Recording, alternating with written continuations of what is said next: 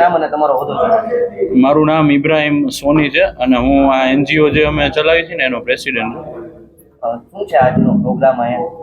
આજે Bing United NGO અને આ આર્ટ ઓફ હર્ટ કે જે 12મા ધોરણમાં ભણતી છોકરી એક સંસ્થા ચાલુ કરી છે, એનું નામ છે ઝેનબબેન કપાસી.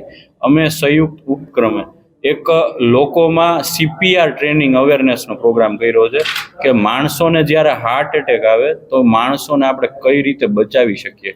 આ પ્રોગ્રામ આપણે આપણા માટે નથી કરતા, આપણે લોકોને કઈ રીતે બચાવવા ને એના માટે એક પ્રોગ્રામ કર્યો છે. અને આ અમે લોકોને જ્યારે હાર્ટ એટેકના સિમ્ટોમ્સ દેખાય તો લોકોને આપણે આ CPR ટ્રેનિંગથી કઈ રીતે હોસ્પિટલ સુધી પહોંચાડી શકીએ, આખા એનો અવેરનેસ ટ્રેનિંગ પ્રોગ્રામ કર્યો કેટલા છે. લોકોએ આમાં ભાગ લીધો આજે? આમાં અંદાજિત 50 થી 60 લોકોએ ભાગ લીધો છે ને આમાં ખાસ કરીને અમારે ડૉક્ટર રમાવત સર અને ડૉક્ટર અશિત સરનો પણ સહયોગ મળ્યો છે. બિંગ યુનાઇટેડની પ્રવૃત્તિઓ કઈ કઈ છે આ સિવાયની? અમે આવા અવેરનેસ કેમ્પો કરતા હોઈએ છીએ, સરકારી લાભોના કેમ્પો કરતા હોઈએ છીએ, બ્લડ ડોનેશન કેમ્પો કરતા હોઈએ છીએ, પછી લોકોમાં અલગ અલગ જાગૃતતા કેળવાય એના પણ પ્રોગ્રામો અમે કરતા હોઈએ છીએ. ખાસ તો આ દીકરી ક્યાંથી ટચમાં આવી આપણને, એમને કઈ રીતે મળી? એટલે 12મા ધોરણની દીકરી આટલું મોટું અવેરનેસ જગાવે છે, શું?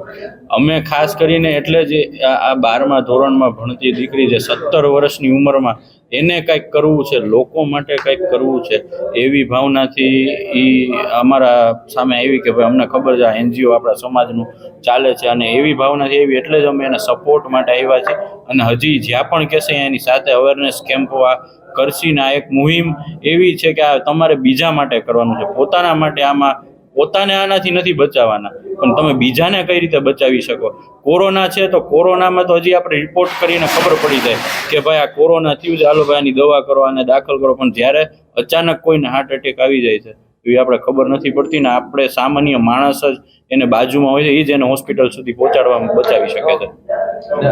તમારો ઇન્ટ્રો આપો. Hello, મારું નામ ઝેનબ કપાસી છે. મેં આ initiative known as Art of Heart organization ના ફાઉન્ડર છું. My aim and goal with this initiative એમ છે કે હાર્ટ એટેક શું છે, સડન કાર્ડિયાક અરેસ્ટ શું છે અને જે ત્યારે થાય CPR કાર્ડિયોપલ્મોનરી રેસિસિટેશન બધા કોન્ફિડન્ટલી અને અવેર હોય કેમ પરફોર્મ કરવું.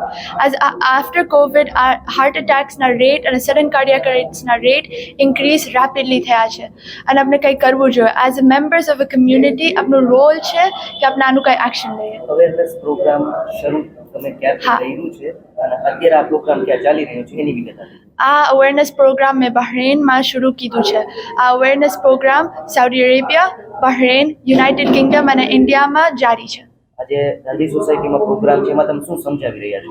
સો આજે મેં એમ સમજાયું કે હાર્ટ એટેક શું છે, એના સિમ્ટમ્સ શું છે, આપણે કેમ ખબર પડશે કે આ હાર્ટ એટેક છે, સડન કાર્ડિયાક અરેસ્ટ ક્યારે થાય, એના શું કારણે છે અને શું કરી શકીએ, એનું એક્શન શું છે, મેડિકલ હેલ્પ આવે એના વચમાં દોરાન આપણે શું કરી શકીએ છીએ, જેને CPR કાર્ડિયોપલ્મોનરી રેસિસિટેશન કહેવાય છે. એ ફોર્મ બધાને ખબર હોય છે, કોન્ફિડન્ટલી બધા CPR પરફોર્મ કરવા. આજ પછી પણ તમારી આ મુહિમમાં આગળ ક્યાં ક્યાં પ્રોગ્રામ કરવાના? હા, તો આજ પછી મેં હજી ઘણી કોલેજીસ રાજકોટ, અમરેલીમાં પ્લાન છે કે CPR અવેરનેસ ટ્રેનિંગ આપીએ. યુનાઇટેડ કિંગડમમાં સ્કૂલ્સમાં, હોસ્પિટલ્સમાં એઝ વેલ એઝ બહરેન અને સાઉદી અરેબિયામાં કમ્યુનિટી સેન્ટર્સમાં આ સેમ પ્રોગ્રામ કરવો છે.